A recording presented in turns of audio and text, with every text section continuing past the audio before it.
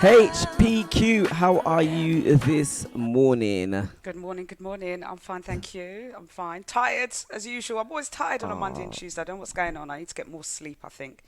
More sleep, definitely. definitely. But after I heard you talking about Cocoa Black, and do Oh, you know what? I got to big it up to the organisers, right? There's always going to be something that's not quite right, or that's not gonna suit everybody. But they mm-hmm. try their best to get it right. Every year they put on an event. They try and go different places, and it was Ascot this time, which was absolutely lovely. And the only thing is, it was just cold. You know, we should have had that in the summertime. I was cold, I was cold, I was cold. But it was Yeah, beautiful, it was lovely. And I heard you talking about some people doing things. I'm going to out it because I outed it on Facebook yesterday because I was so upset. But, I understand the needs of smokers. I really, really do. Trust me, I really do. But sometimes you have to be able to leave it alone and say, you know what? It's not the time or the place. And Sunday wasn't the time or the place. And it wasn't that people were smoking outside, they were smoking their goods inside. And that was the inside, big yeah. thing. And it's pure selfishness because you've got to think about people who don't smoke. There's people who are non smokers, right? That don't want to be intermixed with all of what you do. What you do is what you do. It's not for everybody else. But without going on a necessary rant, yeah, I was a little bit disappointed with that. I just thought as big people we should be able to do better, you know. Definitely think we're entitled for a rant because, when you get somewhere and, the organizers are trying to put on something plush, Yep. prestigious, and, you're going in with your tings and you're smoking your tings, it's just spoiling it for, like you said, everyone else and to get future venues as well because these things do travel around. But, luckily it wasn't too much of it. But, And there there was was no a trouble. couple There here never and is there. any trouble at the No. Cocoa White, Cocoa Black events, which is absolutely brilliant. I love that, and we just want to keep it that way. Keep it 3,000 sophisticated. Keep it. people, a lot of people to look after. It is. It is. So you got to big up the team for it being a successful event. You could say just little things. I mean, the last time people moaned about bars, they came Oh with my gosh, 16 bars, right? there There was was bars bars galore, everywhere. man. You There didn't was even no have to wait for a queues. drink. No, No no. queues anywhere. Well, little tiny queues, but That was for the food. expected, That was you for the know. food. But There even was the just a drinks, there queue. was like little tiny, small queues, but not big. I mean, like you didn't have to wait like half an hour. It was like 5 minutes wait and that, but it was brilliant. It really was. So I urge anyone who hasn't been to a Cocoa White or Cocoa Black event. It's not a cheap event by any means, but it is a really good event, and you get music tastes to suit all. You've got your house and garage room, you've got your soul room, you've got reggae connoisseurs and everything. So it's a place to be, I think, at the moment. Definitely all black cocoa, all white cocoa. We spent most of the time in the house room in it. That was good. I know, I know. But Wish I my went old upstairs mate though, but CKP's on the mic, got to support him. I've got tons of footage I need to sort out, and I've got to send it Well, to we'll expect that in the Raymond new and year then. that. Yeah, yeah. But anyway, what's been going on other than that? What's been going on in the news? Now, the main thing that's been dominating the news at the moment is this royal racist row that's been going on for a little while now. Now, when Meghan and Harry had an interview with Oprah, they alluded to the fact that someone in the royal family had said, "What colour is the baby going to be?" Oh That's the big thing. yes, But you know yes. what? It wasn't just the royals that were thinking it. The whole world was thinking, what's the baby gonna? Is it Everywhere. gonna have ginger hair? Is it gonna be really Listen, white? I Is it gonna wanted to be see mixed that baby race? come up. Is he I gonna be wanted to really see a dark? throwback black baby is what I wanted to see. Proper black One baby out proper there, yeah. black up throwback, it would have been so sweet. Absolutely, So that was everybody's thing. What do these children look like, right? But there was a author, Scobie. I can't even remember what his name is, but he's done Obi-Wan. it could be Obi-Wan. Omid Scobie, that's it. Has written. I don't know if it's authorized. It may be an unauthorized biography, and he maintains that the book contains the fact that it was Kate and Prince Charles that mentioned this. Hmm. Now, he says it's not included in the book. In the UK edition, it's not there. But in the Dutch edition, it's in there. It's all in there. Prince Charles and Kate said, what colour is the baby going to be? And there is absolute uproar because the Dutch publishers are saying, the manuscript came with the names and we just published what was on the manuscript. And the author is saying, no way, I don't know how they got it. It wasn't on there. Why don't they just show the manuscript? It's easy. Yeah. There it is, proof. Done, Listen, dusted. they, But they, they went uh, to, they went to everywhere to hide that. you can't hide much from us now with the onset of the internet and technology. There's just not much you can hide. So there's not much they can get away with. But yes, it's a big furore that's dominating the UK at the moment with King Charles. It's weird calling him King Charles. Preparing. It is weird, isn't it? He's so used to a queen, isn't it? It's just like King Charles. You just can't get used to it. Well, he's preparing some kind of media statement. We know Kate won't say anything. She never says anything anyway. Not a peep comes out of that woman at all. But King Charles, yes, apparently they're all feeling it, and they're going to come out with some sort of statement. Let's see what they come out with. Let's see what they say. Because the backlash against Harry and Meghan is still very real. I mean, I think I would be in some kind of mental home right now. Judging by some of the backlash that they get, really, I really don't know how they deal with it. I don't. But not that I feel sorry for them. And another person I really don't feel sorry for is Derek Chauvin. Now, you must remember the name Derek Chauvin. It must be on the lips of everybody's mouth. He was the one that had his knee on the throat of George Floyd. Yes, George Floyd, yeah. Remember? For 9 whole minutes he did that. What happened to him? Then beat him up? He was sentenced in prison, and he has recently been taken to hospital in critical condition after being stabbed 22 times in prison. Wow, it's inevitable that's going to happen, isn't it? It was reported last week that he was in hospital, but the reports didn't come out exactly what's happened. And this week it's come out that, he was stabbed 22 times by an attacker identified as John Turskat. And he said he timed it for Black Lives Friday as a symbolic attack for the Black Lives Matter movement. And yes, he was a former FBI informant and gang member. 52. He's been charged with attempted murder. But if you are doing life in prison already, they don't care, them guys. So get some more life in it. Do some justice. More than likely, I reckon when things like that happen, you've got some warders behind that as well. You know, you've got a lot of corrupt things going on in the background there. Oh, yeah. For that to happen, because wardens are around all the time, especially for violent criminals, they leave them alone when they want something to happen or they need some justice being done or they're being a little backhander somewhere along the line. You know? Yeah, you got kicked in, man. You got I'm done so in. sad. I'm so sad. You know what? I mean, for me, you know what? I never like to see somebody's, life like that. I mean, what he did was really bad. The stabbing, I don't really agree. Maybe give him a good bashing up, bash him up proper, knock out a couple teeth and that. But never in for the stabbing and that. But you know what? He got what he deserved, and so be it. I know, and I'm not all for. He took a life. I am so not a violent person whatsoever. I don't agree with violence in any way, shape, or form. But ask me if I feel sorry for him. No. With that, Sharky? I know you don't feel sorry. I can tell. I can't. Shouts out to good morning going out to Mary, and also good morning to Scotty. How you doing? Hey. Scotty. Morning. Now, I've got two bits of news. One isn't news. One's a video up for discussion. It's a good thing that Scotty Scott's up here as well, actually. But the first article is about mum of 3, Rachel Bailey, breastfeeds her husband, and they're saying it makes their marriage very strong. Now, there's been this phenomenon about breastfeeding. It should be for kids, but for some reason, we know men like to suckle, right? So why not suckle on breast milk and get your proteins up? But for one couple, I'm being absolutely serious. Rachel Bailey, 30, first breastfed her husband, Alexander, in 2016. Now, what actually happened is she just had a child not too long, and they went on a cruise, and her breasts were still developing milk, and she didn't have her breast pump, so her husband stepped in to relieve her, because it gets very painful if milk's in there and you can't relieve the milk.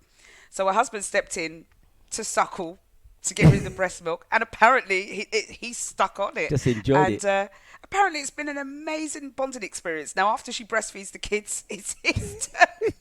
His turn. To be breastfed afterwards, like he waits like a child sitting there. Like, does he lie in her lap and go underneath her breast and cuddle up and curl up? and then fall asleep afterwards with the warm milk. I don't know. But I suppose it must be deeply satisfying. I have no idea. I've never tried it. Do you know? Any men Yeah, go out on. there that has suckled on your old children's breast Children's milk? milk, children's breakfast, eh, and dinner. Do you know what I'm thinking about? I would imagine that a lot of people go, ugh, because obviously it's coming out of human. But excuse me, if you're taking milk from cows, right, which are meant for baby cows, I mean, human milk can only be good for you, really. And it is full of goodness. Yeah, I it's got mean, the right, look it's how got the that right nutrients for look how that humans. child grows. And if you see a picture of the man, he looks fat like a baby, man. Like he's in on some serious You know, fats in that milk and solids. maybe I would try some of that one day. I don't know. But he did say the milk was really different to how he expected it to taste compared to normal milk he was used to drinking. Um, but he said Well, that the he normal milk realised goes through all kind of processing and all that, doesn't it? well, she said he realised there was nothing wrong with her breastfeeding him, and it was actually good for him because it was so nutritious. It's got lots of nutritional value, people. Remember that, men.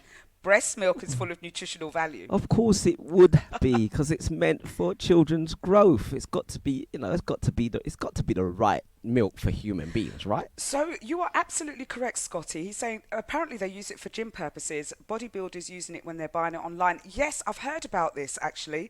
A few years ago, there was a woman and she was selling it online to bodybuilders who said the nutritional values in it helped create their body mass needed for weight gain, for muscle weight Wow. gain, I should say. So, women, come on, man. What are we paying for all this synthetic baby stuff? £13, or is it 13 or 14 pounds for one of those baby milk formulas, and breast milk is free and full of more nutritional value, and we're opting to pay in tins? Come on, come on. Sell it, women. Get a side hustle going on. I'm going to go around and see who's pregnant, get their breast milk and sell it. Can I have a taste of your milk, please? Go on the dark web and sell breast milk. Ali's breast The milk. dark web, £13, Scott said it's sold for on the net. Now, guys, if there are any guys in the chat or anywhere or on WhatsApp, you can send me a message. Would you, Carlos? Would you have some breast milk? Would you take it? What about you, Pablo? Would you Are take you breast guys milk, up Pablo? for it? Hmm? Would I you reckon take Pablo breast will milk, go for Pablo? it. Yeah, I reckon Pablo would. Definitely. What about He's you, put- JJ? JJ. I'm just calling out all the guys here that's tuned in. Would they? Pablo has responded. Let's see. But before we even come back to those comments, I'm gonna play this video, and then Sharky play some music, and we'll come back to see if we've got any chat on these two articles that we've put together. Now, Okay. about whether men will drink breast milk, whether they would buy it. But this is the second one. Now, this went around yesterday. A good friend of mine on Facebook sent this video around, and it's really up for discussion. But you know what? This guy's having a laugh. He's having a laugh. We need to raise our standards, ladies. We really do. Not leaving until she frees up the pum pum. How about that? A woman is not going to leave my yard after me spending big 30 boys on her, and she's not giving me pum pum. She's not leaving the yard, fam. Yeah, the door's getting closed, cuz. Yeah, you're going to put out for man. Straight. You're going to put out for man. Yeah, she knew what it was when she came through. Yeah, don't come to my yard thinking it's a free thing, fam. Yeah, don't come to my yard thinking it's a free thing. It can never be a free thing. Never be a free thing, fam. No way, fam. No way. She needs to know what it is before she pulls up, cuz. Yeah? She needs to know what it is before she pulls up. You can never come to my yard and not free up no pum pum, but I've got to spend £30 on your Uber Eats. Nah, cuz. Nah. It's not leaving until she frees up the pum pum. How about that? All I know, right? I'm not going to comment on that. All I'm going to say is that no, said there's in no one bed sheets on the direction. bed and toilet roll on the bed ready. It's just disgusting. £30. £30. Oh, God. You know what, fam, I'll tell you what, there's only one place somebody like that's going to be heading if that's the case, straight behind bars. 30 boys, Yeah, £30. Anyway, Is we'll that come what you're back to worth? this. And the thing I'm thinking about is when they talk about, man's talking about 30 boys, 30 boys, like 30 quid. Oh dear, what a rug. Anyway, HPQ. Sorry about that. I've got a few devices that are about to die, so I'll just quickly run to get some wires going on. Now, yeah, I've noticed a few comments in the chat. Now, that was up there. I'm hoping it wasn't too triggering for people because it was a bit of a joke video as well. But it's a bit of a joke. Really, but you know what? I have to say I really do find it concerning because he looks serious. The boy looks serious. He looks serious, you know. And that could be my granddaughter going out with this person. Anyway, I'll let you carry on. There's a lot of things that are in that video. First of all, the fact that he thinks that £30 is his ticket to Pum Pum Land. So, you know, first of all, there's that aspect. The second aspect is the state of the back of his the backdrop. No bed. When you go to if you go to a man's house and there's no sheets on his bed, it's a red flag, ladies. It's a red flag. No sheets on bed is a red flag. And he's got that displayed in the video like it's supposed to look good. And then he's got the toilet roll in the bed. So all in all, you just know, if you go there, you know what to expect. That man is raggo. What's that word? Raggo. Shouldn't even be on video. Shouldn't even be on there. But Adelaide said, she said she find it a bit triggering. One time with her fast young self, I was in a guy's home and his mum was there. I was in his room, and we girls have done this. Yeah, we all have. But to get him off me, I had to say I had AIDS. So if you ever see how quick the guy jumped away and stopped harassing my ass, he escorted me out quick. Yes, definitely.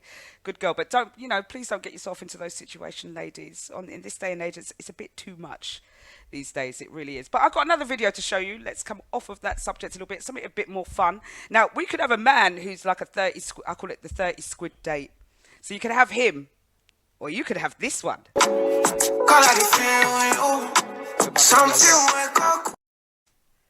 Oops. Let me see if it comes up. Sorry about that. I thought it was going to come up. SharkyDJ. It won't play. What's happening? It's not playing. Do you want me to see if I can play it? Let me see if I can play it. Let me see if I can play it from my end. Which one is it now? Oh, 30 squid day. Not 30 squid day. No. Here today. Okay. Something wake up cool in my body. Tell me what you do. I'm in a big mood. Gotta feel you. If your man had hair like that and had to do his hair like that every day, I really don't know. I don't know which one's worse. 30 squid date or here today? I don't know. Here today is more respectful with that one. Adelaide said, man's head looks better than mine. Listen, his hair's flicking better than mine, I'm telling you now. I've had to resort to other devices to get my hair like this today. It's not all mine, but his puts us to shame, I'm telling you. The way that flick was going on there, too nice. Too nice. Here today, gone tomorrow. Oh dear. Right. Jeez, let's have a look. I've got some comments on my WhatsApp. Carlos, he turned around and talked about 30 squid day. He said, trust he's done that video for clicks or for likes. He said, any man making a video with a toilet roll in the background is a proper D-head. Yep. So obviously he's thinking that he did that for likes. Yeah. I think a lot of people do these days. They try and have some sort of controversy about them to gain them more likes. There was that chap that was going into people's houses randomly and filming, remember? Yeah. And that went a bit viral, and I think he got, not an ASBO. There's no such thing as an ASBO anymore, but... Is that been gone? I didn't know that. Yeah, ASBOs are gone. Yeah, but that was a bit disturbing. Imagine, in this day and age, someone just walks into your house, even for likes and jokes and that. I mean, somebody could end up seriously injured there if you walk into the wrong house. I'm telling you, you have to be careful. You have to be careful these days. Anyway, Mr. SharkyDJ, I'll let you play a track. Music. We'll come back, and hopefully Rudi Lickwood and guest will be on very soon. We've got the Cockney Prince. Tell me something, HPQ. And they're coming on today after 9 o'clock. They will be here. We'll see them live. It should be a good show. And we've got a good comedy roundup to be presented by Rudi Lickwood, as what he does every month, is what SharkyDJ said. So thank you. We'll look forward to seeing them soon. Now, way back in the chat, I think earlier on, I posted back up my new community link. And you guys have got to get onto this. In WhatsApp, you can now set up your own channel. So Adelaide Mackenzie, if you're listening to this, set up your own channel and you can post all information about your music and you can gain followers that way. It's not too dissimilar to Facebook and Instagram, but it's just for you to just post up information. So I've now got a news channel. I'm relinquishing the WhatsApp group or broadcast that I put out, and so I've just got this community channel out there now, in which all the news that I find and most of the news that I read out every week is going to be on there. So please join up, click. You won't be bombarded with notifications. You actually have to go onto the channel to have a look and see what's on there. So it's not gonna use up too much memory on your phones whatsoever. And Sharky's playing tunes there. But just to bring you some news, because we are still waiting for Rudi Lickwood to come in. Now, holiday makers. Now, I brought some news in a couple of weeks ago saying that they're going to stop this drip charging that they're doing when you are going to go and book for a flight. So you have to then go and you book a flight and you think that's one fare, and then you have to pay separately to get your seat allocated for suitcases and all sorts of extra add-ons that they want to do. Ryanair now introducing another tier of money that you need to pay. Now, they're charging passengers £21 for an e-boarding pass. What? Yeah. So basically, flyers are told they must pay to add a random seat. So normally what would happen is that the airlines will allocate you a random seat on your boarding pass. But now they're saying you have to pay to add a random seat if you wish to receive your digital boarding pass. So if you want a digital boarding pass and have a random seat allocated, you're going to have to pay £21 extra. Or you queue at the airport to receive a printed boarding pass. So you can queue at the airport for free and receive your printed boarding pass. Or if you want a digital boarding pass with a random seat allocated, you pay £21, an additional £21. Now, we had a person who booked to fly from London to Germany last Thursday, having opted not to pay for an extra to reserve a seat, and proceeded to check in with a randomly allocated spot. But after filling their details, the Ryanair app told her, check-in done, get your boarding pass now and avoid queuing by adding a seat. And it wants to charge her £21. We worldwide, baby. With DJs from... Sorry. So not only now, I thought before that if they allocated you a random seat, that was it, that was done. But now they are forcing you. Let's discuss that after. I accidentally popped the ad in. I know. This is just crazy. Absolutely. Go out and come back in. Crazy. I actually think it's Quincy that has just messed the whole thing up. Yeah? It's the Cockney Prince, isn't it? It's the Cockney Prince. The Cockney Prince. That's what he He's does. there in the background. Put all his beige and jinx on me, boy. You got your things on, boy. I got a message for him later as well. Wow. Listen, No I'm going to I've got play this for Adelaide. I don't know if she can see it. So the toilet. The toilet for her. Just for Adelaide. Oh, yes. Good morning, Adelaide. Good morning, all the listeners on the Breakfast Flight Time Show. Thank you very much for joining us. My name is Rudi Lickwood. I do the comedy roundup for the month of December. As we all know, it's Christmas. So what I would suggest that you do, because there is going to be so much going on this month, is that you listen keenly and you may have to rewind, right? So I'm hoping that a lot of you, especially those who are coming in late, who will catch the show later on during the day, I'm hoping that you'll be able to rewind and have a look back at what we'll be running through, because we've got an interview today with the Cockney Prince, all right? And we've got so much happening, because we're obviously in the month of December. It's Christmas time, isn't it?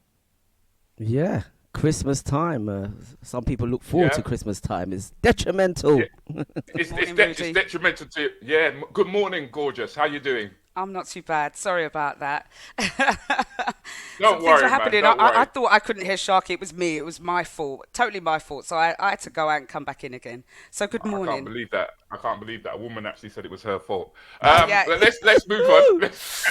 Ouch. Rudy, Yeah, ready. You know what? I think a lot of women be throwing their stiletto heels at their phones right about now, or the computer screens. I wouldn't be surprised, especially when Adelaide said that she had AIDS. I thought, AIDS? I want AIDS. I ain't got no AIDS. Someone should send me some AIDS. Where's the AIDS? All right, but yes, let's flick through this. Rudy, quick I'd like question to go- though. Sure. Quick question. Are you a breastfeeder? I mean, do you take the breast? Do I take the breast? You Was didn't you hear listening you didn't earlier hear on? it. You didn't. You obviously wasn't listening earlier on. But So we've no, got a woman I that do- I breastfeeds her take- man. But you know what? I'm watching Quincy in the take a background, mouthful and every Quincy's now- like giving it. Yes. Listen, I take a mouthful at least 4 or 5 times a week. Put it that Okay. Yeah, way. but do you take Yeah, the milk, man? Do you get the milk? milk. Goodness, the nutritional value. No, it's not mine. That ain't mine. That's for the picnic. That's for the picnic. You understand what I'll I'm saying? leave it. I'll leave it Yeah. there. Sorry, just need to Yeah, I ask know, a question. because I mean, I love this show. We do golf at tangents, ladies and gentlemen, and all you have to do is keep up with us. That's all you have to do. Keep up with us, right? And we'll guide you through extremely entertaining comedy hour here on the Breakfast Flight Time show. Now, Flight some of show. you may know, flight show. I do apologize.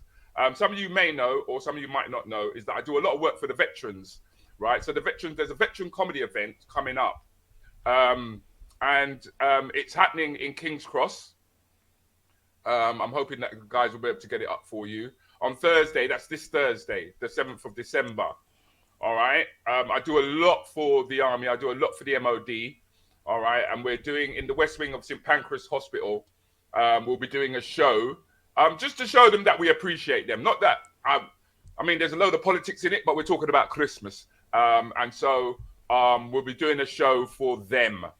All right. As I did say, we will be running through this because we've got so much to get through. So look out for that. All right. And then on the 13th of December, we have a Lovers and Pies comedy night. Yeah, we have a Lovers and Pies comedy night. Now, the Lovers and Pies comedy night is really based around a new black venture that is opening up in Wembley. It's on 50 Harrow Road, right? It's called Lovers and Pies. Now, what this guy does is he takes like ackee and saltfish, he takes like oxtail, he takes like curry mutton, he takes what would I say now? He takes Caribbean food and he puts them into pies. And he's opened up a new pie shop. But behind the back of the pie shop, he's actually got an area where you can actually do live performance. Yeah, so we're talking about like things like the spoken word. Yeah, we're talking about little one-off performances. We're talking about it can be used for christenings and small little functions. And I decided that I'd put on a comedy show in there, but not any sort of comedy show. I thought the sort of comedy show that I'd put in there is one that is sponsored by the Comedy School. All right, and we've mentioned this before. The Comedy School brought you Judy Love, brought you Axel, the entertainer. Okay, it brought you Quincy, who will be on in a minute. It brought you Mr. C. It brought you Glenda Jackson. And we've got a set of new comedians who are coming through. I call them the class of 2023. And they will be performing on the 13th of December. All right. Once again, as I did say to you guys, we are going to be going through this simply because we do have a guest who's coming on. So rewind, all right, and just check out the information that's coming towards you, right? Now, the 14th of December, we've got Honk Comedy Nights, right? The gentleman that I'd like to direct you to is known as President Abonjo. He's one of the only character comedians that we've got currently working on the comedy circuit. This guy works up and down the UK. Well worth coming out and having a look at. As well as there's a new comedian by the name of Chelsea Birkby, right? So if you like your comedy, and it doesn't just have to be purely black comedy, because I like comedy. I like comedy per se. I'm not sort of like saying I just want to listen to black comedians. I have to go up and down the country listening to different types of comedy. And I know we all got different types of humor. All right. So that's happening in Reading. So people in Reading, if you're looking for a comedy night, all right, that's the 14th and the 19th, right, of December. You can get some tickets, all right, from the Ashbury Bar, okay? Just pop in there, right? Put that in put it in your browser, and I'm sure you'll have an entertaining night. And not only that, but that gentleman by the name, the guy with the glasses on, his name is Rick Kieswetter. And I actually got him to close my. I did a function in the park, yeah, and I got this gentleman to close the show for me, yeah. So he's well worth popping out and having a look at also. Now I do want to give a big shout out to Mr. Kevin J, right? Kevin J has been on the circuit now for over 17 years, and he's just sold out the Soho Theatre, yeah. It's more information than it is you can actually go and see him, because he's sold out, right? He's sold out. So when you see a name like Kevin J, ladies and gentlemen, white guy working on the black circuit, he spent more time in Africa than I ever have. All right, well up on our culture. But what I like about Kevin J is he's true to himself. So he'll tell you about his Irish background. He'll tell you about what his family is. He's not what they call a wigger. Yeah, he's not trying to join the community. He is just part of the community. So he's another comedian well worth going out and seeing. Now we've got to give a big shout out to Mr. John Smith. Yeah, John Smith just recently received a Lifetime Achievement Award. Yeah, a long time in coming. All right, this is the gentleman who set up the first UK black comedy circuit up and down the country. This was after the Posse and the BB Crew, who were the first pioneers to travel up and down and take comedy to the theatres. But this was the guy who brought comedy behind.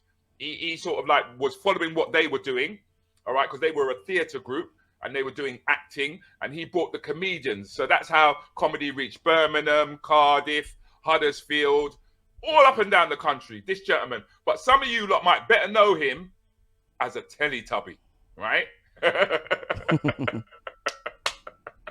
And I think we've got a little image of him. He was the only Teletubby, right? He was the one in green, lime green. He was the only Teletubby that could dance in time. Some of you lot might have grown up with the Tweenies. I don't know, right? It's just like how we used to have the Osmonds versus the Jackson 5, yeah? Back in the day, it was like, which one are you going to watch on a Saturday morning, right? Well, our children were debating, are they going to watch the Teletubbies or are they going to watch the Tweenies? Yeah, and I believe that because John Smith there, who has just received a Lifetime Achievement Award, right, was moving in time, is the reason why a lot of the kids tuned in to John Smith. Now I'm going to jump and I'm going to go straight into what you can find happening in and around the UK, because there are quite a few comedy tours that's happening, right? We've got the Real Deal Comedy Jam, right? So we're talking about Boxing Day, right? We're talking the day after Christmas. You can go to Birmingham, you can go to Leeds, or you can go to Nottingham, right? Slim is celebrating 30 years of being in the business. 30 years, right? Wow. He's slightly behind me in terms of length of time, right? Because me is an old man, right? I get pushed into the old people's room when I go to a dance, yeah? But Slim is celebrating 30 years. There's a plethora of comedians there for you to go out and enjoy. There's Marlon Davis, you've got Shabs, you've got Christopher Savage. Christopher Savage is obviously doing some great things with Kane Brown at the moment. They do have a podcast out, all right? So if you're in the Birmingham area, if you're in the Leeds, or if you're in Nottingham, you can get your tickets for that, all right, from www.rdcj.net, all right? So jump on board, people, jump on board. As I said, there is so much happening in Christmas, because we've also got the Kings of Comedy. The Kings of Comedy being put on by Kobo, okay?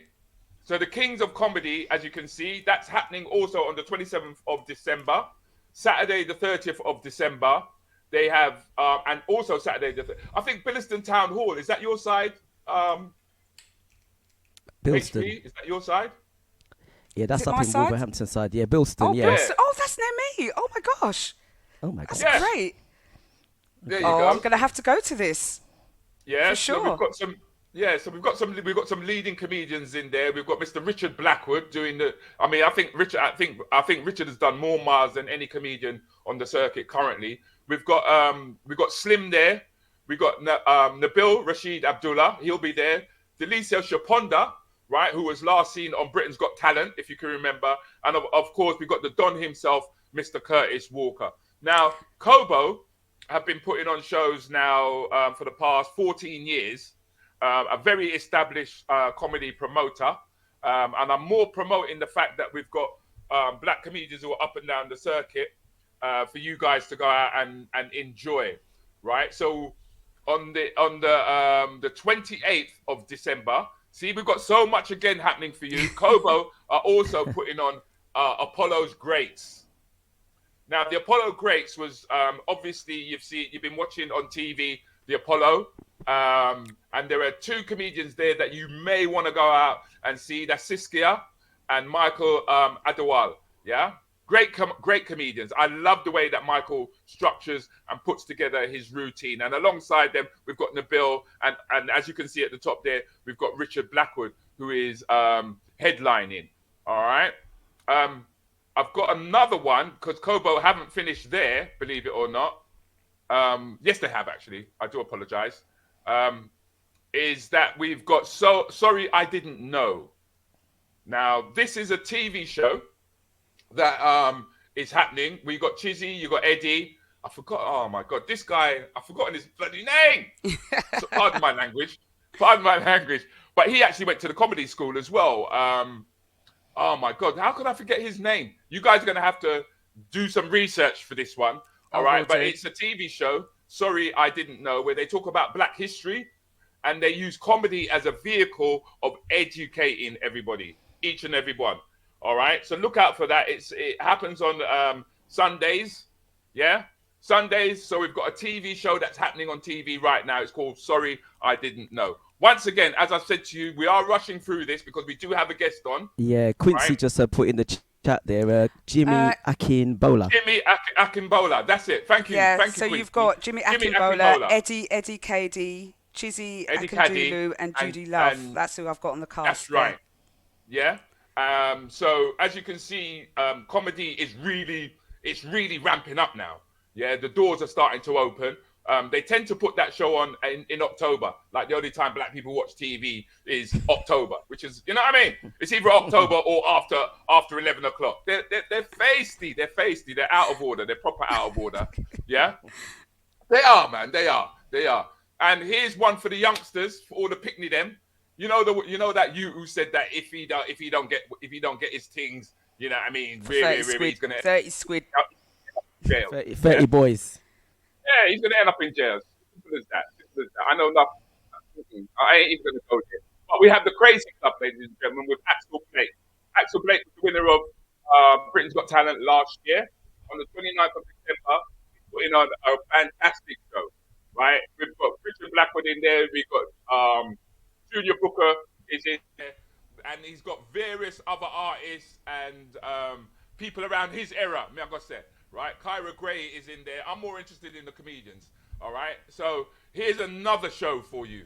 Yeah, here's another show for you. All right, so I've given you a hell of a lot at the moment.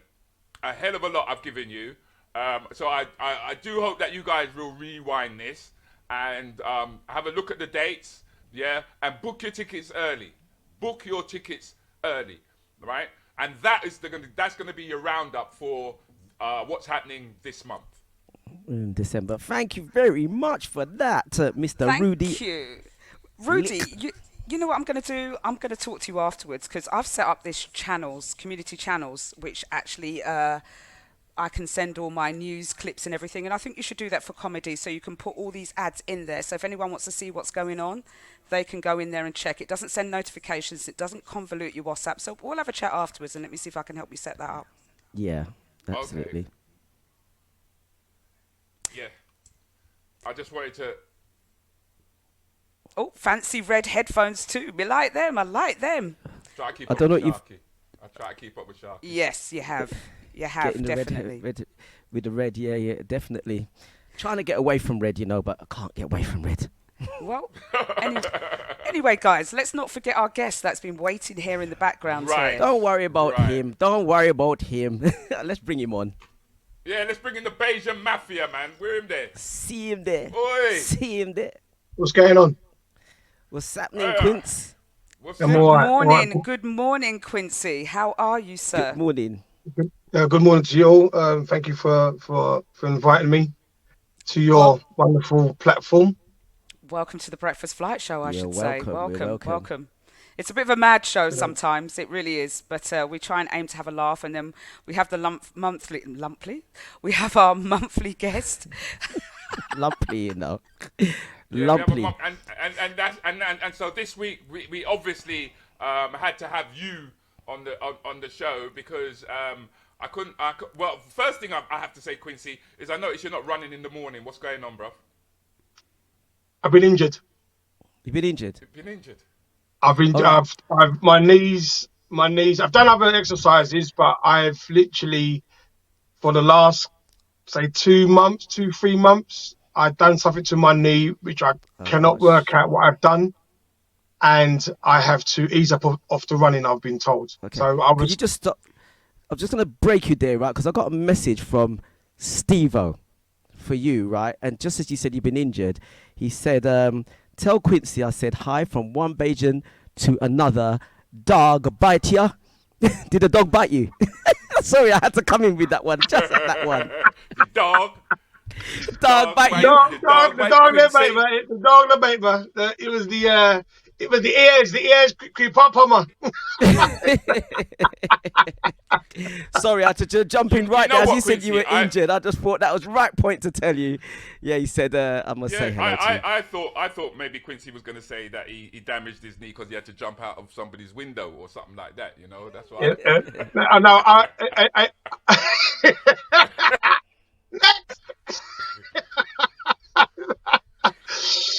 and and people haven't seen me on social media advertising the runs, because I've actually come off social media for Mad Moment. So I'm not advertising what I'm doing as in personal wise as much as I did before. So I've taken a break from social media because I find that it can be very taxing emotionally and mentally. So I've come off. Yeah, because I mean Okay. that was one of the things I was hoping that you was going to bring that up, because I know that you've been I would say you're an entrepreneur. I would say that you're a promoter. I would say that you're a doorkeeper. I would say that you're a DJ. I mean, you do so much when it comes to comedy. And you've been in the game now for nearly 25, 26 years. 20 years. Over 20. He's putting age on you, He's putting age on you. It's 23 years. 23 years. It's 23 years now, and you're all about self-promotion, you know what I mean? And I mean, what is the struggles when it comes to being a comedian, when you're trying to reach out to the public the way that you do, and you're coming up against barriers and restrictions? I mean, is that one of the reasons why you felt that it was the need to come off of social media purely for mental health reasons? No, I think one of the main reasons I came off social media, because what I was finding and what rhetoric I put out there, always trying to find the funny in social issues and political issues. And if I follow in the footsteps of the artists who I've admired and looked up to, from Dick Gregory to Bill Cosby to Dio Hughley, these guys spoke on social issues, but from a comedic point of view, and that's how you get your points across. It, hence Dave Chappelle having his angle. And then what I found was, when you start to speak about what's going on in our world, the algorithms tend to. We haven't got gatekeepers no more. We've got bots, and the algorithms were literally limiting, and posts were being suppressed, and it was. I found we was entering a different world, and then it's weird me saying this, but then I will see someone put out a post of a half naked woman or two guys chatting about what they've done at the club with drugs, and it will be getting repeatedly reposted, and like I just found it very much that world and that society, that social media society, because and then I started to question myself. I'm like, is my stuff funny? Is what I'm saying, is it relevant to the community I live in? Is it relatable to young people? Because it's not being ignited, so to speak. It's not being pushed because I mean I remember when we did that small experiment. Do you remember where you had a Yeah, post and I wouldn't even say it was a controversial subject that you was dealing with at the time, and I took the post off of your feed. Do you remember? yes, And right. put it on my feed, yeah. And I got X amount of hits, yeah. And then I went to Quincy's feed, and you could genuinely see that there was a restriction there. Yeah, Can I just say something? yeah, I completely resonate with that, Quincy. And unfortunately, we're in a world where sex sells. It sells more than everything else. And the algorithms, as you said, are forward for pushing that because that encourages people to look at social media, to keep on social media, and to keep hunting for things like that. And unfortunately, it does push other things like what you're doing in the back burner, but you do have a following, and you do. And what I find is if I want to follow someone, that's who I'm following, that's the content who I look for, even though you've got all these other things flashing up in my screen. So your true followers will find you and follow your yeah, information. But unfortunately, in the society that we live in now, it's all about how controversial can you be and how much more likes can you get on a post. And if this post is guaranteed to achieve over 1,000 or 2,000 or whatever the number is likes, those are the ones that are going to be pushed up there. And I remember just doing something for one of my blogs, and I remember every time I put naked women on there in costumes, that got more hits than me putting up an article about what was going on. So completely understand. yeah.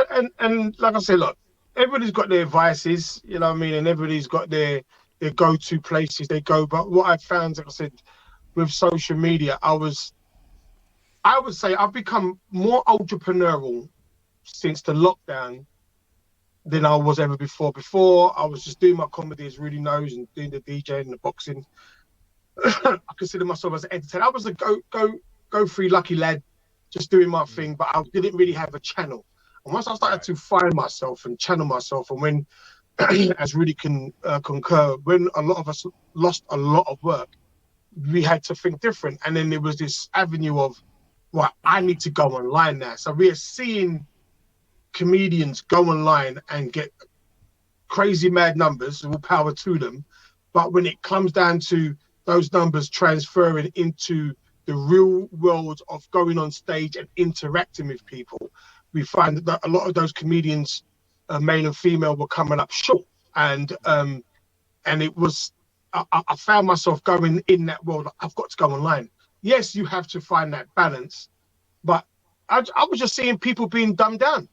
Like, for example, as Rudy mentioned, I was from January, I was doing a roundup for the week, and it's no different to what Trevor Noah was doing, the Daily Report, the Hoogly, what you were seeing on the news, which is being pumped out to 24/7. And I remember one of the posts, one of the months, I think it was either August. Do you know the lady who, the nurse who killed all those babies? Yeah. Lucy Letby. Yeah, so let me right. So I remember. So that was the in news. That was the for the whole week. The sentence she got was well deserved, and they were mentioning the crimes and how she got away with it. And I would just simply mention that the fact of at no point was mainstream media recognizing white privilege in that. Yeah, and the fact of when my mum came to this country as a nurse, yeah, there were people who looked at my mum and said, I don't want no black woman touching me. I'd rather the nurse who kills the babies. So it's like you're putting the parallels, and then that post was banned. Just the algorithms, her name, that post, I could tell you, I could count on one hand how much hits that got. So for me, that tells me, as we see it in our young people, there's an alternative world being created, and it's not dealing with the realities of life as we're seeing played out in I'm a Celebrity. Yeah, you're absolutely correct there. But I suppose the next steps is for us not to be controlled by social media giants and to start to hit out on our own channels. I think it's really, really important that we keep going, and social media is one platform to advertise yourself. There are many others, and don't fall prey to this. I take myself off social media. I do enough to say this is what I'm going to do and come off. And I think if everyone practiced themselves like that and not be a slave to this drug called social media, we might all have better mental health. But in saying that, Quincy, you said you've come off social media. How do you deal with being a comedian and being funny and then coming off stage, and coming back to yourself? How do you ground yourself down after, you've had a really funny show? What's normal life for you? This is when you realise you have to accept your age. My grandchildren. Hey, hand up there. I agree with you. We've all got them. I think all of us on this show have got grandchildren, and yeah. I just don't change the nappies no more. I just refuse. Because every time I come off a stage and I make my way home, and they're here and they're sleeping. They're normally sleeping when I get in, and then they wake up and then they come into my room, slap me in my face because their dad don't get up. Yeah, it's like I'm looking at my legacy, and I'm looking at what am I leaving them? What are they gonna know their granddad for? And that brings me back to reality, because I can stand there and take all the applaudance of, oh yeah, you're funny, you're this, you're that, but the reality is, like, what am I doing with that energy? I have to pass that down to my grandchildren. Understand? So that brings me back down to reality, and as Rudy says, a smelly nappy will bring anyone back to reality. I think that's what I appreciate. I think that's what I appreciate about your comedy, to be honest with you, Quincy, is that it's very uncompromising in that respect. But at the same time, you don't misplace the entertainment value, because you've also started introducing different platforms, different forms. Maybe it was about 2 months ago, you had a new show that you was bringing out, which was similar to what was called Blaggers back in the day, where you had comedians who had to act. Yeah, they had to. Yeah. You had. Could you tell us a bit about that and how that came about?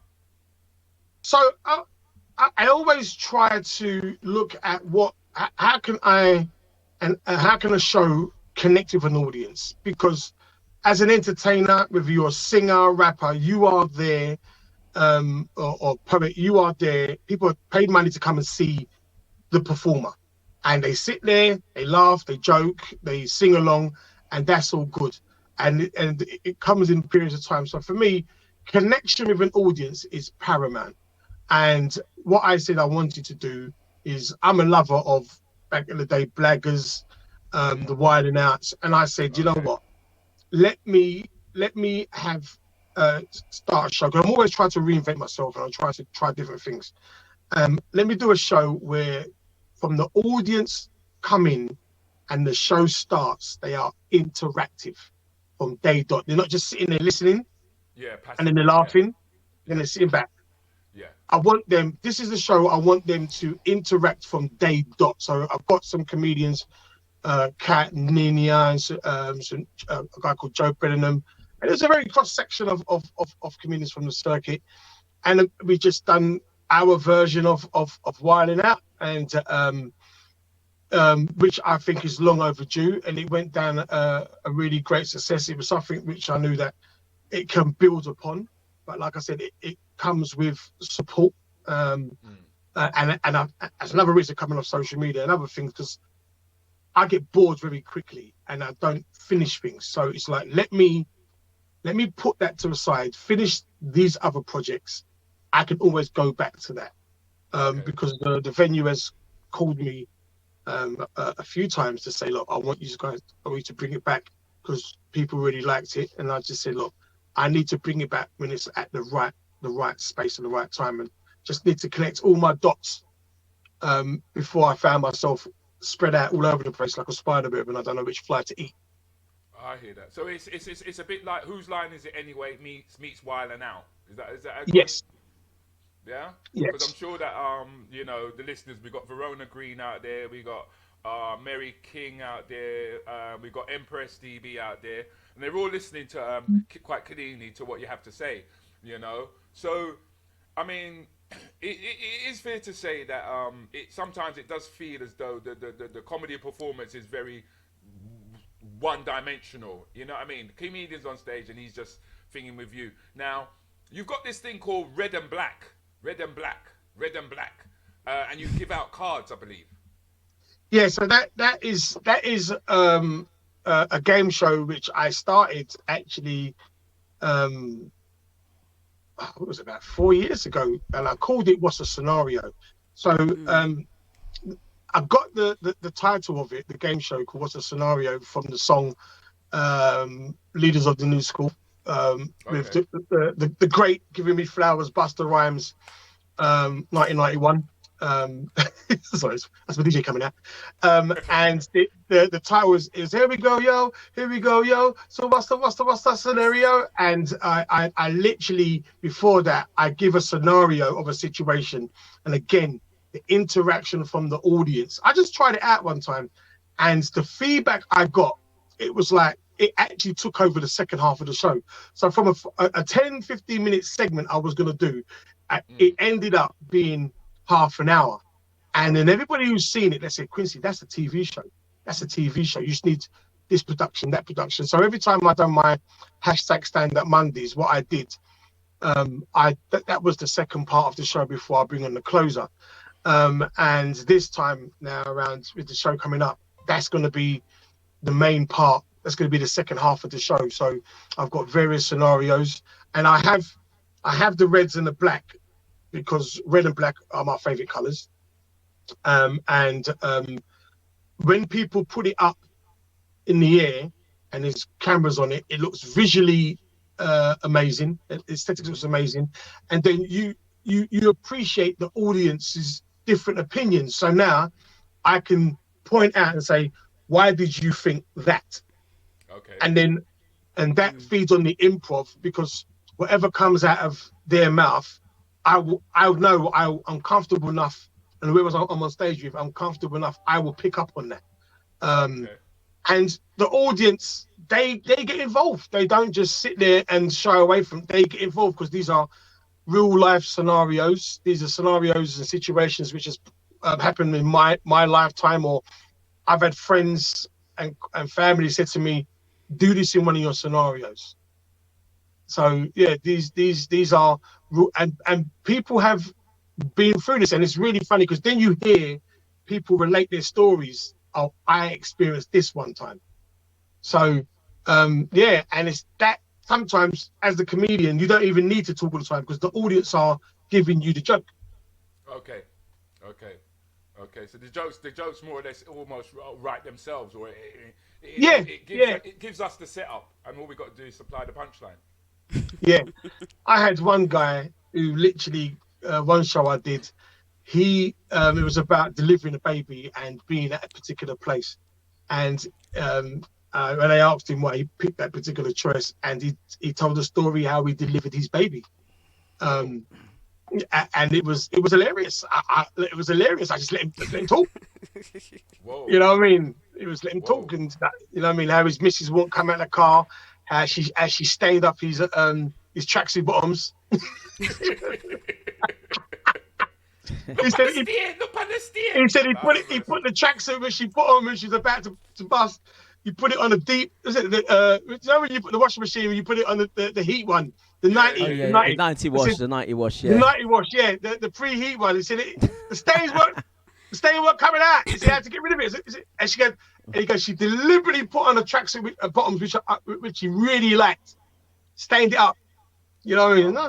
So it was a funny story. So that's what the What's a Scenario game show. So like that's what I'd be. These are the kind of things like now moving forward. It's like we know stand up can transfer on TV, but if I do a show and someone sees it, they can say that works for TV. That works for TV. That's a good segment for TV. But if you look at all of the great comedians and comedy shows, like for example, 11 o'clock show, Ali G's segment came at the 11 o'clock show. Yeah. And we know where that's gone. Yeah. Yeah. Felix Dexter. That role, in actual fact, should have gone to Toju. I felt Toju would have been ideal. They didn't have to find Ali G. They didn't have to go and find a Jewish man to play a black man. How did you feel about Ali G when it came out? I felt like they were how did I feel? Sorry. You can be as diplomatic as possible. Or They were stealing our culture, man. I honestly, for me, I know by then I knew how the game works, and like I said, that could have gone to a Toju, and he could have easily had those interviews with those famous people and said what he said. Any of us, but we know. I mean, put it this way: imagine a black man going up as a Jewish guy with ringlets and doing the same sort of thing to them. It ain't happening. It's not going to happen, though. Yeah, no. It's not going to happen. But we know the game. Sorry to cut you, Quincy, because we're actually running out. We're running out of time, and I know that we've got the 12 laughs of Christmas, which is coming up, and I do believe that we do have the flyer for that. Yeah. Could you give us an idea of what we can expect for the 12 laughs of Christmas and the date? Because I don't have the date there. Yeah, so the 12 Laugh of Christmas is basically, I'm going to be showcasing, I'm going to be doing an extended set. I've got some new comics, a couple of new comics was going to be coming doing the short sets in the first half. And then the second half will be What's the Scenario? And I've got Junior Booker who's going to be closing that particular show. But it's me moving forward to next year. What I plan to do is I'm going to be doing extended sets. I want people to come to see me, and there's not 10 to the dozen of comedians on the bill. There's like, I'm going to get 30, 40 minutes of Quincy. And I've done it in parts, talking about the current issues, his family life. So you are leaving that stage knowing a bit about me. So on that night, you're going to be hearing stories about my Christmas experiences with my family. You're going to be hearing stories, Christmases since my dad hasn't been here and what it's been like. You're going to hear Christmas stories that how Rudy can identify how the money has literally gone. Remember, we used to look forward to the Christmas money at Jungle and be like, rah! Yeah. Man want to phone you up and offer you £150 to go to Glasgow. Can you head down to Glasgow? How much? £150. Ooh. It's an expensive trip, it is. So you know what I mean? So all these kind of stories I will be doing on the 12 Laughs of Christmas, and it's at the Old Tiger, which is a really great venue. It's black owned by a guy named Warren, and like I said, I will always try and help out the community where I feel it's necessary, and it's a great space for Brett, like you're doing with the Pies Pie and Comedy, and that it's a great space. And us as comedians, we don't get an opportunity to try out stuff. I mean, so it's a great little venue to try out stuff. But before what you do what wrap date up, is that, Quincy? What date? On the 22nd of December. So on a Friday, 22nd of December. And you can go to Eventbrite and just type in 12 Laughs of Christmas, and you could pick up your early birds £10 tickets from there. Yeah, and I've charged £10 more at the door. Is the reason being because I respect people. Like money's tight out there for a lot of people, and like for me, I will always work with the audience. You understand what I'm saying? Yeah, I've got a price, but I will always work with the audience. It's in an area which is southeast. It's in South, isn't it? It's not far. South London. Oh, come on, don't say that about South London.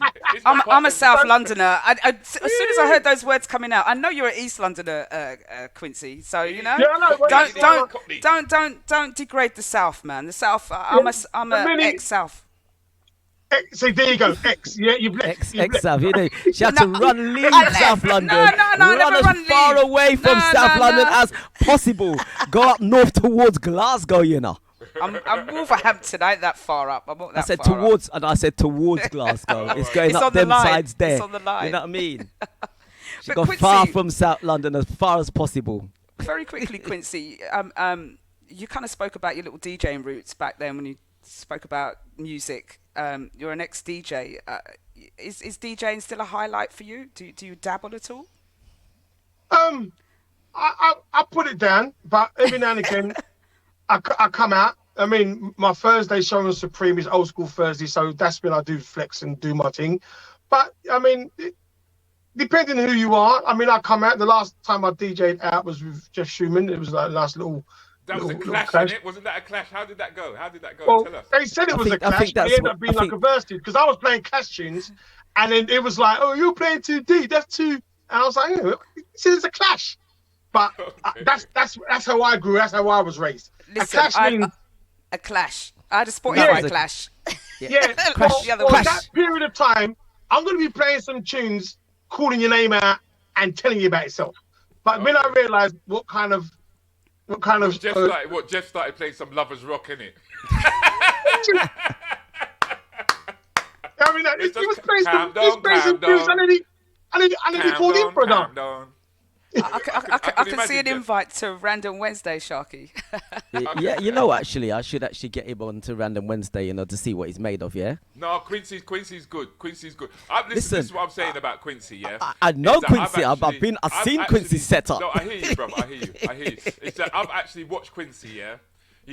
When he puts on his show, he's the doorman, he's security, he's the DJ, he's the stage manager, and he's the host of Compare, and the he's barman. closing the show, This is the and cost he's of the living barman, crisis right? kicking in. You're doing all roles. I can't pay no one. Got to do everything. You know what it is now? I will pay people, but you know, everybody, you know, when you put on an event, yeah, you have people. I know. Yeah, down the old classic. Yeah, I've got you. I'll support you, and this and that. And then Don't turn coming up. to everyone drops off. So do you know what? I've got to change the mentality. I've said, pardon my French. I've just said, you know what? I'm that old school. I'll do it Get it myself. done. Just get I'll it do it done, yeah. myself. Yeah. You know what I mean? Just get it done. And then, like I said, when I get up there, those same people will come back, and then I will gladly look them in the face and say in the greatest of Dominican St. Lucian patois, any words which they don't like. I clash. But no, I just got to mention, to you guys, and I don't know how long I've got left, but there's Not long. I've been blessed. Whoa, Yeah. we're back again, man. You know what we actually missed out on? HPQ's jokes of the week, man. I'm We sure missed out. we can still do that. That Quincy, you know what I had to do with you there. You know that hook. We just had to just put the hook around your neck and drag you off, because you know you'll be. Oh no, sorry. Do you know what? Because it's online. Yeah, I apologize. I forgot. I'm joking, No, it's man. I'm not just you. playing around. That's not you. Yeah. It's all right. I don't like to upset my boy Shui. The doctor himself. The doctor, early be the doctor. But you were talking earlier on about TV programs, and I remember that you had you put together something on YouTube. Yeah, Friday. Extra Time Friday. Extra Time Fridays. Yeah. Yeah. And that was obviously a pitch of a program for possible broadcast on a terrestrial channel. Yeah. Yeah. And where did the idea for that come? Yeah, and tell us about some of the guests that you had on it. Yeah, and let us know if you're going to revive it or what's going on with that. So basically, Extra Time Friday started from my radio program. So I used to do Supreme. I used to do 2 days a week, Wednesday and a Thursday. And then it was just before the lockdown, one of the DJs, Jamutef, who I always will shout out, aka Junior Dan, he used to do a Friday 10 to 1, and he couldn't make the show. So they rang me, as you know, if I could cover, and I wasn't doing anything at the time. And I covered, so I went back in, and his listeners said, "Oh, you're back," and I said, "Yeah, I'm doing the Extra Time Friday," and this is the second time it's actually happened. The show went down so well, he didn't get a show back. Whoa. Whoa. But I always will give him his props. Me that push a knitting needle in your neck about me not get me show back. Because this happens as well when Supreme first started. Shout out to Tomo D. He couldn't make his show. I did his show, and he offered me the show. I did speak to him first though for his approval. Right. But it was a case. I think I gave something a bit different because I didn't just play music. I used my ability to talk and speak about issues which was currently going on. I don't know exactly what was going on, but when I put the subject out there, the phones were going crazy. So it just got dubbed as Extra Time Friday. So from there, I was doing the show, then lockdown again kicked in, and it got, obviously, everyone was in their house, so more people got to listen to Extra Time Friday when I was going into the studio, and the kind of shows I was doing, and they really appreciated the topics. And then a guy called, I was doing hashtag Stand Up Mondays with Mr. C. Kane Brown and Slim, and a guy called Nick Coppin was he put that show together. Then he called me, and he listened to my show, and he said to me, "Do you produce this show yourself?" I said, "Mate, I do everything myself." And he goes, "Your show could be a TV show." And I was like, "Yeah, well, I need a TV studio." He goes, "Well, he at the time he was involved in TV. He had the actual sorry, I beg your pardon, turn this off. He had a TV studio, and he said, this is what I want to do." So I said, I get the guests. He has the production, and then we put together Extra Time Friday, and it was every Friday at 9 p.m. And I can tell you, that's when I sat down. I said, "Right, this is what I want to do. This is where the direction I'm going." Because what you see on Big Nasty, the Big Nasty show, Mo Gilligan's show, which are great shows, but I recognized my show was different. It wasn't just funny. It wasn't just informative, but it was celebrating the culture and outside of the culture. So I called Extra Time Friday a cross between the Graham Norton show meets the One Show with seasoning. Okay. Yeah. So again, like I said, we learn from mistakes. Every person has an agenda. That I was told the day before that the guy Nick, who was doing the show, he didn't want to do it no more for whatever reasons. Didn't give a full reason, which really, it was, as you know, Rudy, it was building up. Yeah, momentum. It was building up momentum, and people were starting to look at it. And I said to myself, I'm never ever going to be in that position, because I had guests, and the guests, I was talking to Tiffany Haddish's people, I was talking to like Moni Love people. Heather? Did you have Heather? You had Heather on there, didn't you? Heather. The last show, the Barbados special, was Heather Small, and she was introducing me to other people. The momentum was going crazy. I mean, and when I showed them what the show was, I mean, it was reaching out to some of the Americans who said wanted to go to. I recognized the audience, so I was in talks to get on. Was it Chub Rock? Remember Chub Rock? Yeah. He was coming on. Moni Love was coming on, because she was born here.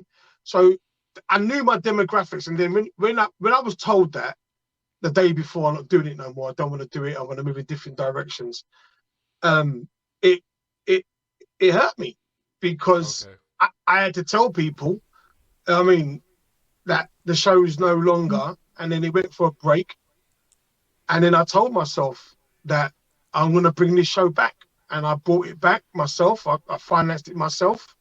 I bought a season 2 back, and this was a reality of the TV world, and I got to find out about ownership and rights and all that kind of stuff, and what people want to take you to court for. And it's like, mate, if you didn't really want to, but you learn these things on the way up. I hear So, that. You know what I mean? so Because go on. go on. Sorry, Quincy. Let me let you finish. Beg your pardon. Yeah, so I bought the season 2 back.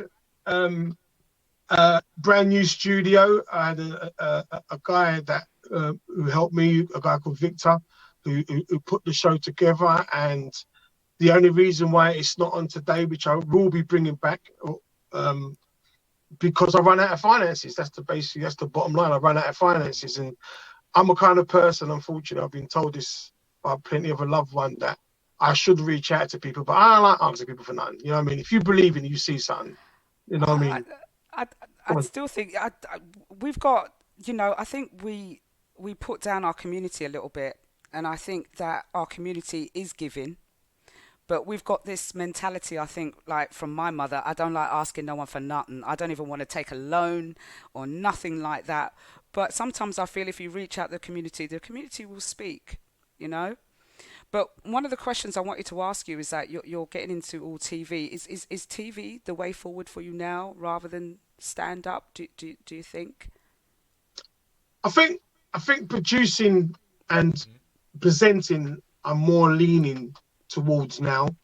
Yeah. Stand up is something that I know I can do. I know I've got a following of some sort, but presenting a show and delivering information which affects us as people who live in here in the UK and making people aware. That's the direction I'm going.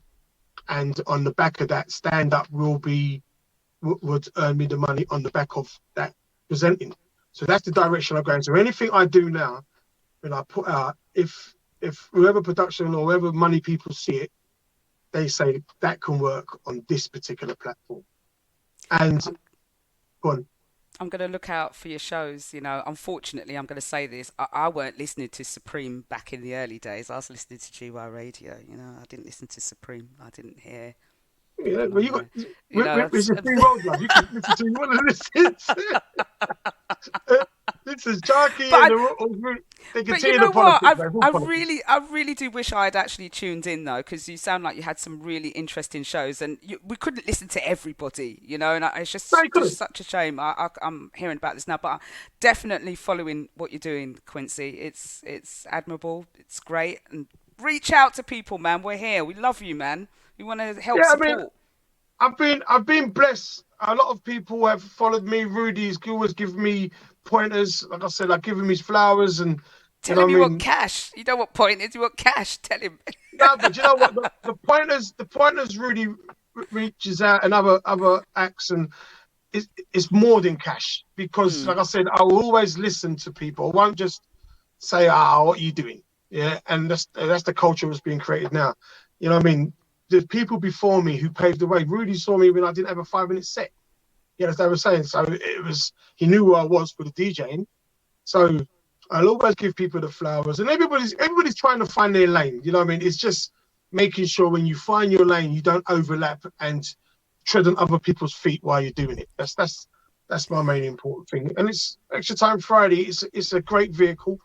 You know what I mean? It's led me into things which I can hopefully talk about in a minute, in a moment, that I thought this time 3 years ago would never lead me to. So it's bubbling.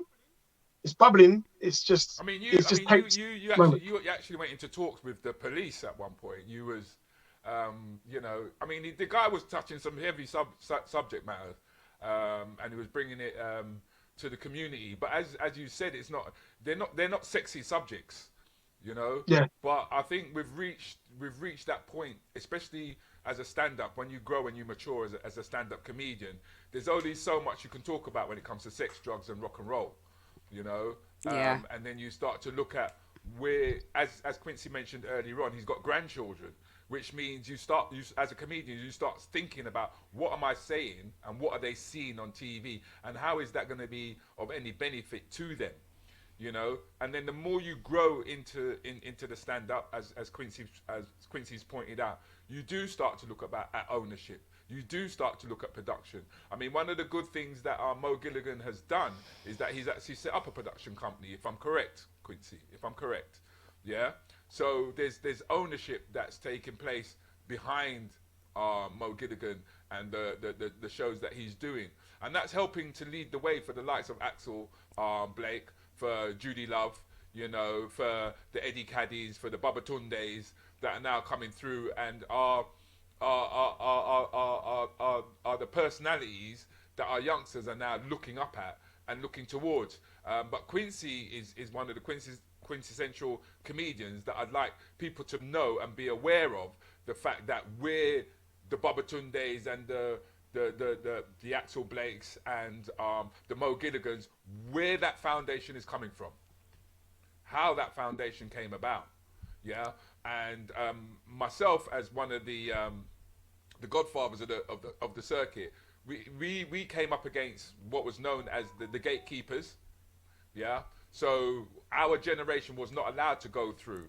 And then you have Quincy's generation that started smashing the glass ceiling, and now you see the glass ceiling has been totally broken, and you're asking yourself, how did that happen? Yeah. And so the Breakfast Flight Time show once a month on a Tuesday is bringing this kind of comedic information to you. Just very quickly. Yeah, and like I said, you guys, your platform you've got it's a wonderful platform. Yeah, go on. Sorry. Sangria in the chat. I'm just wanting to read out 2 messages from the chat in Mixcloud. So Sangria said, Quincy, if you don't ask, you don't get. You don't know what positions people are in who can help. And also G-Fall says, ask Quincy about his Friday money program. Yes. Well, I'll answer the first one. Yeah, it's true. You don't ask, you don't get. That's my own insecurities. It's weird. Say again? Rejection. Yeah, no one likes rejection, man. Especially when it comes to like, can you help me? You know what I mean? It's like no one likes it. Like, you know what? Go fund Quincy. But do you know what? Even that, to the point. I mean, I'm gonna change. I'm gonna step out of my comfort zone, and like I said, what I've got coming up, I will put a GoFundMe something out there. But I'm gonna put a GoFundMe out there, and it's like, here's my limit, and it's like, come on, guys, £16.44. No, comedians will rip you apart for that. I can imagine if you're getting roasted one night and they go, yeah, remember when you put up your GoFundMe page, you only got £16.24.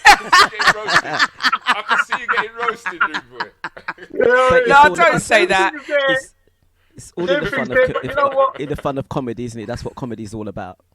Yeah, it is roasted, but sometimes you can try and avoid that. So for me, it's like, I'm a kind of person, I would, old school, Bumpy Johnson, Goodfellas, Mafia. Here, mate, here's a little money. Go invest. Yeah, I'll invest in your thing. Give me a change. Don't just like, nah. Just give me your money, and you can see what I'm doing with it, and then I can say, right, here's your money back and some. You understand what I'm saying? That's how I look at it. So that's the answer to that one. Thank you very much. Yeah, I will step out my comfort zone. The money show. I don't call it the money show. That started again by accident. A couple of people asked me to come on my platform on a Friday, and it was like, at the time people were scraping for money, trying to find out how to earn the money, and all of a sudden trading became the in thing. Yeah. Everybody, yeah. I mean, I was kind of funny because I was being approached by people who I know failed their maths. Yeah, no, you're doing trading. I was like, bro, that's a recipe. That's a recipe for loss, isn't it? Yeah, you skip maths in the class. So you're telling me I must invest in you in your trading? Nah, I'd rather go to a drug dealer. At least they know what they're talking about. They can do the numbers. And they know to count their money as well. Exactly. And they can flip things. I'd rather go to them, man, there, than you who didn't go to maths. Anyway. It's like people were approaching me at the time. It's like, now you go to the barbers, and it's always the barber whose hair looks messed up. And then they want to, I'll cut your hair. No, bro, you cut your hair. You want to cut my hair. you first. Do you first. So Listen, I was approached by.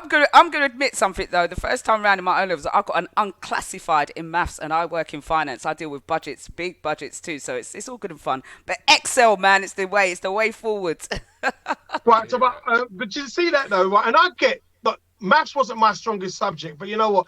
It's what I've realised is how you get taught. So you might have got unclassified, but you've picked up something about maths, which is now your job, your career. So there's something which you found, and this is now going off topic, but this is another thing which the education system does not do. It just don't tap into what young people's abilities are. I mean, mate, don't tell me to revise the 3-4 times table and not going to use it once I leave school. Ever, yeah. Yeah. Yeah, I mean, tell me something which is going to affect me in the future. Anyway, yeah. So I got approached by 2 people I know, and that's when Bitcoin digital currencies was being spoken about, and they said they want to come on the platform. And like I said, I'm open enough. Could be at times say gullible as well. They came and spoke about this platform, and it at the time it was like, it sounded all right and it sounded good. I wasn't really understanding digital currencies, wasn't understanding Bitcoin, but from being a half an hour talking about the platform, then I said I don't want my show to be just a sales show. So speak about other things. Then we started speaking about, I put it into the show, started speaking about people and their houses. And we have money around us, don't realize it. We have things like, we're all DJs. We have got music in our house, which is worth money. You know what I mean? I know Sharky's like, Sharky got me playing funk, because I can't remember one day. That some of those George Clinton tracks, you know what I mean? They're worth money. And you know what I mean? So like we always go to find other avenues, but sometimes if you just, that's how the show came about. We started talking about like selling some of the music. Do you really play the music? Sell it. If you want to sell it, sell it. Trainers.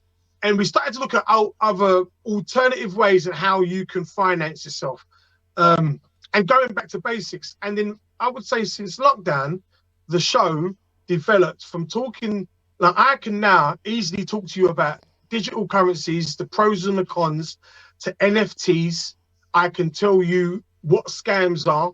I can tell you various things because I've invested in knowing about what's going on with Coinbase and FX exchange and Sam Bankman Fred's being jailed, and how governments I'll say this right now. When I do the show, I don't just say Bitcoin and digital currencies is the world. What I do say is it works. Blockchain works. But because it works for the everyday person, the higher echelons in life, societies, they want to squash that. So they've put things in place to squash that, because they want you dependent on the governments. So it makes sense. I understand it a bit more now. And then so the first hour of my show, I speak all things, I call it now financial awareness, because I never had that education, and not because my parents didn't want me to have the education, but they're out there working. They didn't have time to tell me. I mean, I can tell you about a racing forecast because my dad was a gambler with horses. I could tell you about that, but I didn't really understand it. So now it's called financial awareness because I want people to appreciate money and understand money before they spend it. And that has developed. I've been approached by a company who are going to invest in the financial hour now. They're legit. I know they're FCA regulated, and that's leading on to taxes. So it isn't just a matter I brought people on now to how to spend the money or invest in money. How can I save you money? What would you rather me talk about, or you be investing, or as in interest? Someone telling you how to spend as less tax or how to make millions of pounds. Because I'd rather know how the tax codes work than how to add X amount of money.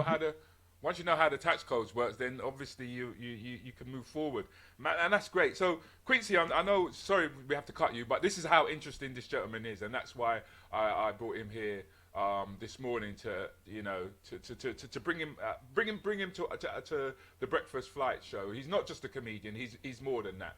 Yeah. But he's also a good listener, right? And he's got an ear for comedy, right? Now, at the end, as we always come towards the end of our show, HP normally has a couple of jokes. HPQ, you keep leaving out the Q, mate. Bro, you're a bit pedantic. It sounds like HPQ, sauce, like brown sauce. Sounds like a brown sauce, innit? Okay. That sauce. She's quite saucy though. I've got to give her that. Right?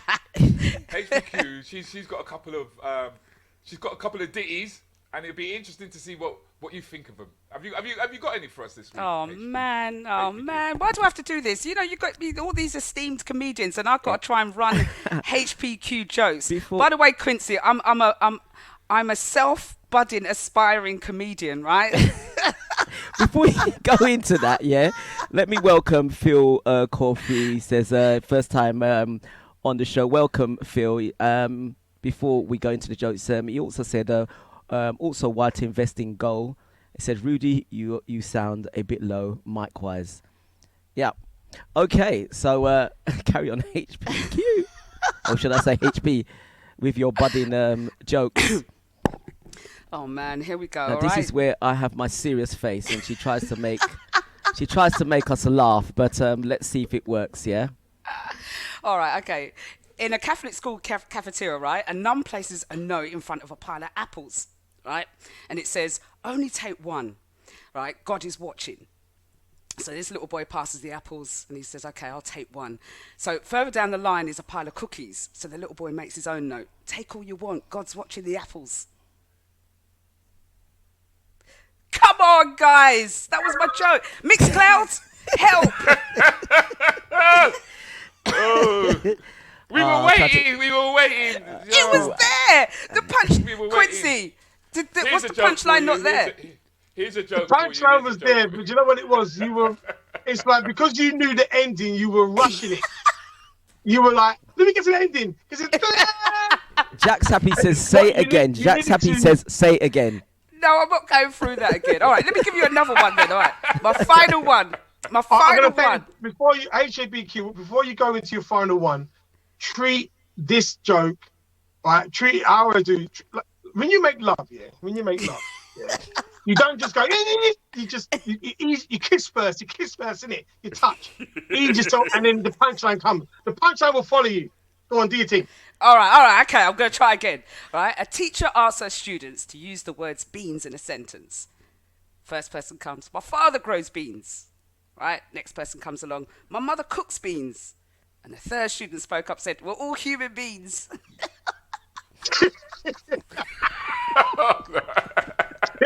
right. I'll give you that one. That's a Christmas cracker joke. That's a good one. Yeah. I actually liked the performance that you gave when you delivered the joke and then you fell off screen. I thought that was fantastic. Yeah. Absolutely fantastic. All right, I'm going to give my last one, okay, and then I'm out of here, seriously. Promise? I've got a meeting, all right? It's a very quick one. It's a cracker joke for sure, and I'm going to be out of here. Thank you, everyone, for laughing with me. But my friend asked me to help him round out 37 sheep. So I said 40. Bye. Hey. Kapan. Love that. So Quincy, man, we do look forward to the jokes at the end of the month. Yeah, we're going to have to wrap up the show now. And I'd just like you to remind everybody about the 12 Laughs of Christmas and where they can get their tickets, please. I just very quickly, 12 Laughs for Christmas. You can get your tickets on Eventbrite. Just Google 12 Laughs of Christmas on Eventbrite, or you can go to 07464 019433. Pick up your early bird £10 tickets there. I just want to say this very quickly, if I can. After the 22nd, before the 22nd, I put Extra Time Friday the radio edition. That's going to be streamed live again I've teamed up with an organisation called Urban MBA, so you can listen to me and also watch me on my YouTube channel. And I, on the back of people supporting what I do, I'm going to be at the Jazz Cafe on the 29th of, and I'll give you the flyer for that, 29th of December. Laugh for Steve. Bobby and Steve are very close to me, very good friends of mine, and I'm going to be sharing the stage with Slim, Kate Lucas, and a host of soulful house singers, band, everything. So Jazz Cafe will be the next stage for me. Yeah. Excellent. So you got the guys from who sang Tears, Natasha Watts, are going to be there, and I'll be hosting that show. Oh, I like Natasha Watts, one of my favourite soulful house singers. Beautiful singer. So that's me. That's me to the new year. And like I said, I would no doubt speak to you lot throughout, and I wish you all the success. Keep on doing what you're doing. Rudy, charge the young lady a bit more. Tell her yesterday's price ain't today's price. Quincy, when's the last time I visited you to help you with a technical? Because you must be good now, because normally you call me when you have a technical problem. You haven't called me for a couple of years. Because you're contracted to Sherry. No, you know, I big you up, because there were times when I was struggling, and like the early days, you find out. And like I said, Sharky helped me out enough times, so I can't. You're very good at what you do.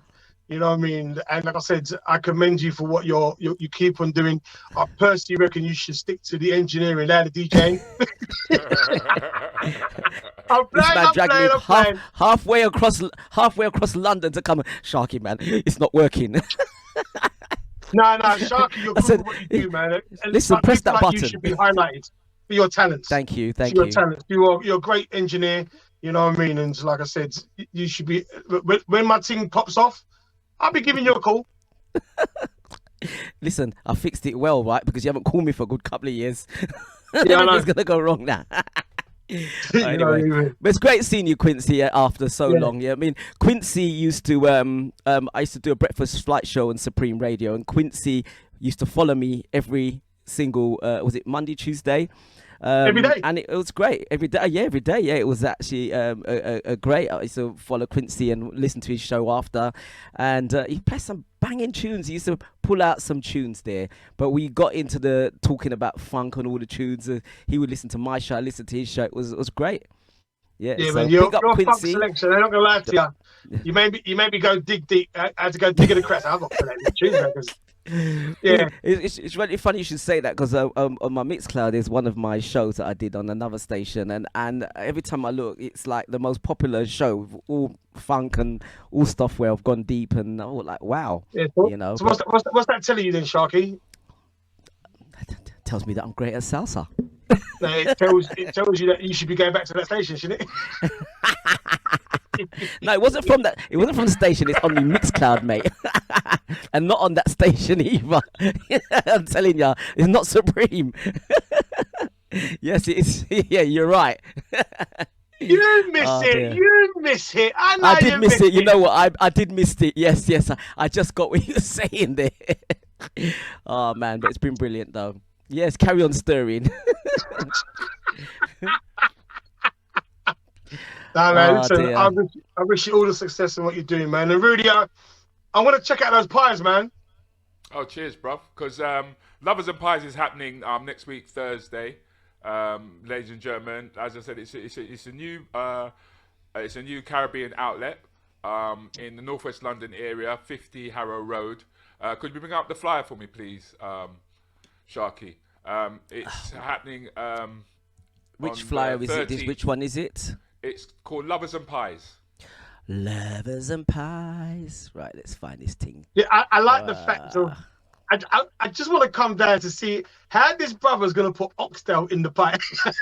I hear that, bro. He does it, you know. This you is the bite thing. into it, you're biting into bare bones. Nah. If you cook oxtail right, it falls off the bone. Yeah, it does fall off the bone. I want to know if he takes it out. Yeah, I want to see if he puts it in there. Yeah, well, anybody who's got dentures might as well forget it, innit? They might just give up. Just have salt. Just have salt. Yeah. But Lovers and Happy Pies, gravy, ladies and man. gentlemen. That's the show. That's the show you want to get your tickets for. It's happening next week. It'd be great to come and see you, and great to see you come out and support a black enterprise. Yeah, we'll talk. Okay. Yeah. Thank you for that, Sharky. Thank you. You're welcome. You're welcome. Right. So Quincy, looks like we're coming towards the end of the show. Thank you for coming on. It's been an absolute pleasure having you, and haven't seen you for a long time. And it's time to say goodbye. And be seeing you around there. And let's get that GoFund Quincy going. Yeah. There's no shame if we need Let's help. get that £16.34. Let's get that. I reckon it'll be 16.35 actually. Yeah, we'll see. We'll see. So I've got to go, yeah, because I'm going to go and listen to another radio station. okay. Nice one, Prince. Okay. Thank you very much, Quincy. Join the Breakfast Flight Show every Monday and Tuesday with SharkyDJ and HPQ with the alternative news on GY Radio.